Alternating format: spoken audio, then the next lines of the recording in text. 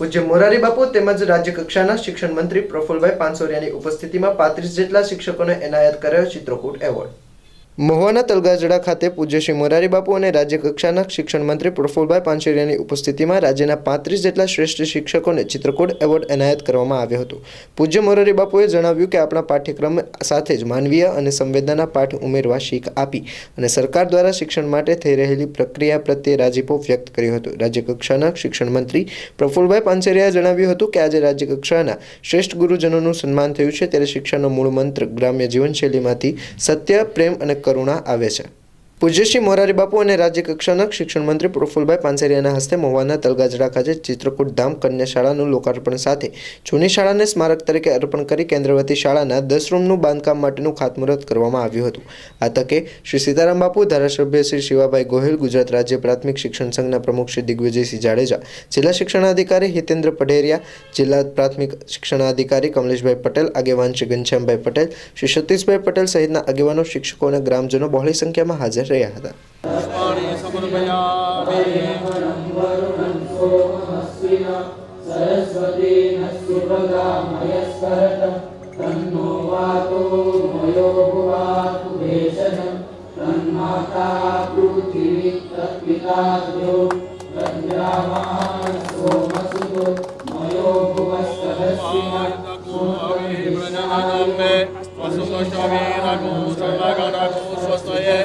आत्मसनि प्रजासनि पशुसनि लोकसंयमयसनि अग्रे प्रजामहुलाम्बे करोत्वन्तं वयोपुरेत्वस्मास्तु ततं निराजनं दर्शयामि जगद्ब्रह्मद्वारा प्रदक्षिणां समर्पयामि आचरत हस्तेन देवता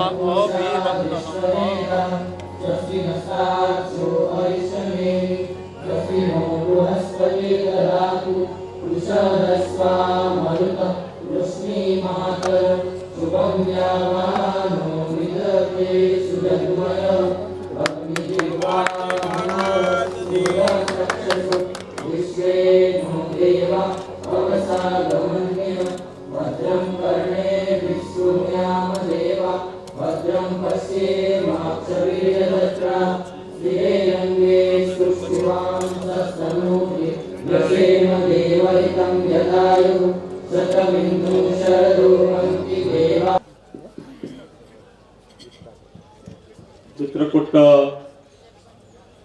धाम श्री नारायण तो पुरुषोत्तम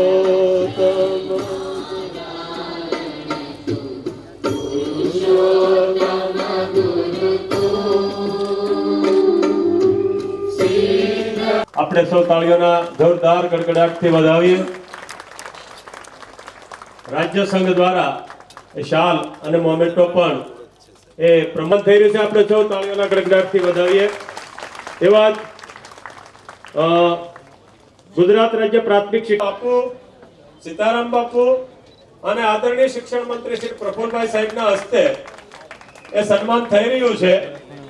આપણે તાળીઓથી વધાવીએ। સુકન્યા શ્રી ડોક્ટર જેજલ જામજોધપુર, જિલ્લો જામનગર, સુકન્યા શ્રી દક્ષાબેન રમેશભાઈ દવે પોતાનું સન્માન સ્વીકારવા માટે પધારે। ચિત્રકૂટ એવોર્ડથી તેઓનું સન્માન થઈ રહ્યું છે।